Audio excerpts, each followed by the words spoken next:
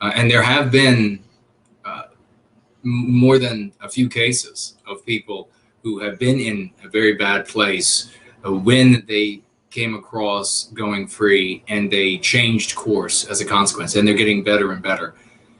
So, for sure.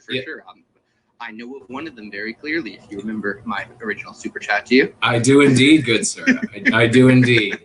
So, yeah, you're absolutely deeply already knowledgeable and connected to that, and we are extremely grateful. When one of our brothers or sisters is in one of these really dark places, they don't think life is worth living, and increasingly right now, and the question is really pertinent and well timed. So Spencer, thank you very much for that.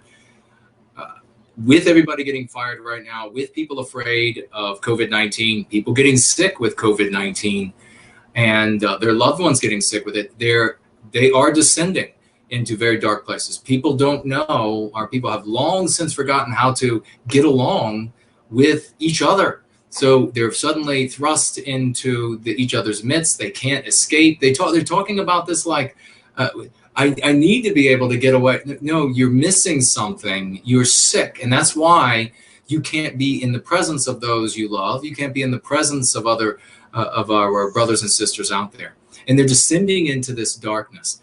When you come upon one of our brothers and sisters when they're in this place, the two things that they really have to know about, Spencer and everybody, is number one, that there is a large and growing community, just as you said, who cares about them individually.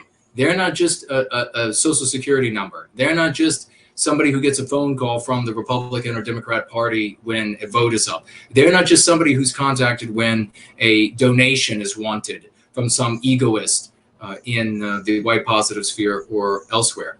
There's a specific group of people that cares about them, and this is where the connection is. Tapping into who and what they really are. That it's the alienation of who and what they really are from themselves that is causing this deep pain inside of them. And that by addressing the cause of this alienation, which is born of these meme pathogens inside of them, and these symptoms are called white noir. This is not just depression. This is not just some other term, and they're not just some drug that. And now, mind you, ladies and gentlemen, if a doctor has you on a drug, do not just abruptly stop using it. But you can say this to folks who are using drugs like psychotropics for depression, etc., that we have received emails and letters of people who have been getting off or using smaller doses. They've conferred with their doctors. They said, doctor, I think I can use less of this now. And they're winnowing back on their dosages.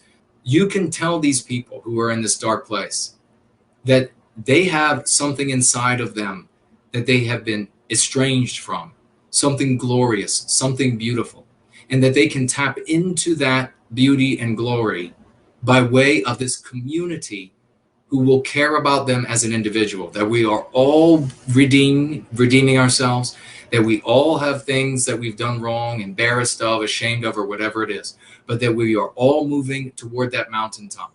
And that this truth about who and what we are as Westmen, once renewed, once discovered, once we begin to tap as individuals and as a community into this, once again, we are reborn. And that is something that someone in that position, in these doldrums, in that misery, that is exactly what they need to hear. They think that they're up against those walls of life, the end of it all. They think they're up against the end of it all. And in reality, there is this gleaming polar star, this North Star that they can begin moving toward. And every single step they take toward that star, their environment gets brighter with it. It illuminates more and more of the richness that is running in their veins. We are a glorious and heroic people, as we've said many times. The great genius, the great artists, the great warriors, the great healers, all of that is in our veins. All of that suffering that they're experiencing, not one modicum of pain is from a source other than anti-whiteism.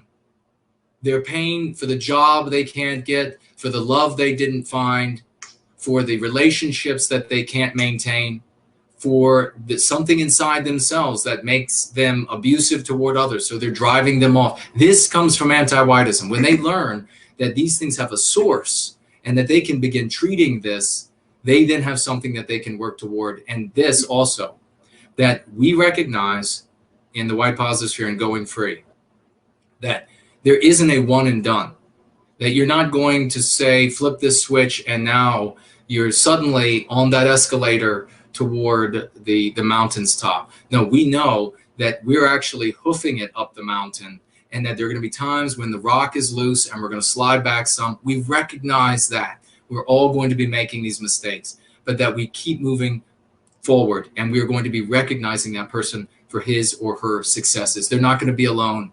They're not going to be ignored anymore. We don't do that here. There is no hyper-individualism. There is no this cult of the individual that we see across the West. This is a mean pathogen. We are going to throw arms around every one of those people and move forward. So this is what I would say that anybody in that situation needs to be able to, needs to hear, and they need to be able to appreciate in order to take that next step in healing.